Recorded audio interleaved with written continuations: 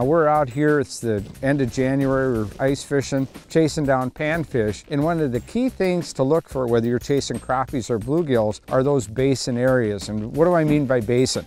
Typically, it's those depressions, those hole areas within the lake, and you look on your lake map and you can look around and see where those holes are. What happens in the fall is those panfish move away from the shoreline, they move away from those deep weed lines, and they move out to the basin areas. The reason they go there is water temperature. Typically in the winter, that's the warmest place for the water. It has the greatest amount of food because those soft basin areas. The other thing is it kind of contains those fish so they're not moving around a lot. Like in the summertime, you may have more of a migration. In the wintertime, they have a tendency to move to those basin areas and stay there until late in the spring, until the ice starts to move out. There's one, got him. Okay, either a crappie or a bluegill. We'll see what we get him here by the hole. And the other thing, because you're fishing in those basin areas, most of the time the fish are feeding on zooplankton or stuff that's not really moving. It's not a minnow. This is a little bluegill. And if you can see here, this fish come up, I caught him right in the nose, and I'm using a mud bug here tipped with some arrow larvae, some spikes. What happens is those fish will actually come up and just inhale it. They don't come up and bite it, they inhale it. So some of the equipment you want to use is something that has a real light tip. This happens to be a quick tip made by Fraybill, but you can see in the palm of my hand there, that red dot. I use that as a strike indicator, so when the fish comes up, I'll see him on the electronics, and then that tip will just twitch.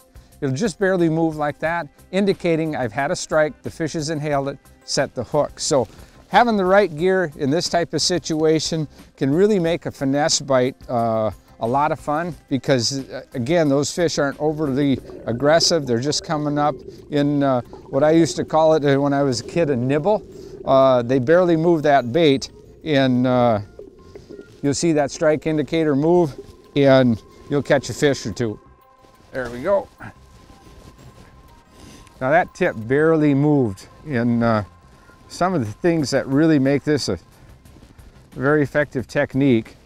Another little bluegill you can see. We'll send it back down the hole. Is I'm fishing a real small jig, and I'm fishing with a fire line, 1 pound diameter, and I got a little tiny barrel swivel there, and then with 2 pound monofilament, or you can use a fluorocarbon. But the whole key on this, with the fish in the braid in this 22 to 23 foot of water, is that even helps out when you see the strike, because there's no stretch in that braid. You'll see the slightest movement. If I was fishing all monofilament to the bottom, I may miss some of those real light strikes. So this is a great way to really fine-tune a finesse presentation, fishing with a quick tip or some sort of spring bobber, as well as a real small diameter braid in a small jig is deadly on finicky panfish. So the fish are down there, they're just coming up to it, and I'm trying to twitch it a little bit, getting them to come up off the bottom, which they are, but they're kind of finicky. They'll slowly move to the bait, and then you have to watch that strike indicator to see if they hit it. Fish is on it, I can see them on the electronics. I'm gonna bring them up, get them away from the school, and a lot of times if you can get them up to move away from the school, you'll get that fish to commit and eat. Oh, missed him. He was up there. You could see how quick that tip went. And I was able to see that because I'm using the braid. I'm gonna drop back down to those fish. And again, panfish are, can be a very aggressive fish when they're schooled up, and sometimes it's just a matter of getting 1 or 2 to bite, and then you'll kind of get the school going, and you may have to change colors on your jigs a little bit later, or try another lure down there. Breaking up away from the school. Now a lot of times, there we go, when people are chasing panfish on the ice, they'll drop the lure right down into the school of fish. And not that you can't get bit there, but typically what you want to do is get that jig above the school of fish, and that way you'll get the fish to move up to it. Typically you'll get the most aggressive fish.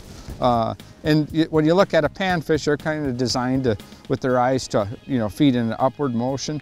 The other thing that we're using here is a little tiny jig, and a lot of people don't like using the little tiny jigs, but this happens to be a tungsten jig. And what's nice about that, I can get away with a very, very small size bait, physical size, but yet with that tungsten, it allows me to get down there faster and keeps me in the strike zone.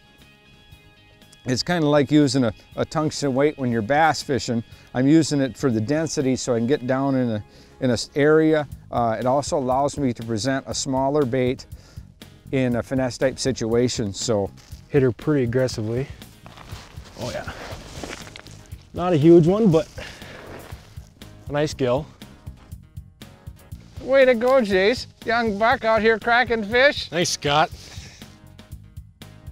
Now, even though I'm working here in the water column, using this tiny tungsten jig, there's times what I'll do is I'll put it right down on the bottom like that, okay? And then I'll just kind of bounce it up and down, kind of bang the bottom, and it creates little puffs of dust, if you will. That sediment comes up, and sometimes that'll attract those fish because they see something going on there. They may think another fish is feeding or something, and they'll come in to investigate, and they'll see your offering there, and you'll catch a few. So keep moving your jig up and down, trying to get the fish to react to it. Now see, I got a fish coming in here. He's coming in from the side. You can see him there on the screen. I know he's getting closer to the bait because he's getting more yellow. I'm gonna see if I can get that fish to come up a little bit. Okay, see him rising up with the jig? Okay, got a few more coming in. See, I got a fish up there looking at it. Okay, now I got a fish moving and I'm gonna just dead stick it. There we go. So you see how he reacted to that? Okay, there's a nice one. Look at that fish. There's a good bluegill, huh? Nice big chunky one. You can see where he bit right straight, come up, filter feeding, pinched him right in the nose like that. And pay attention to the details. Now this fish, I could see that I worked him up off the bottom, worked up him off the bottom, then he went back down and he come right back up again. So, you know, whatever action or cadence, and that's a nice thing I like this style of electronics, where I can actually see the history of the lure. So whatever that lure is doing, that fish is reacting to it, make sure you duplicate that to catch more fish. So we'll let this one go.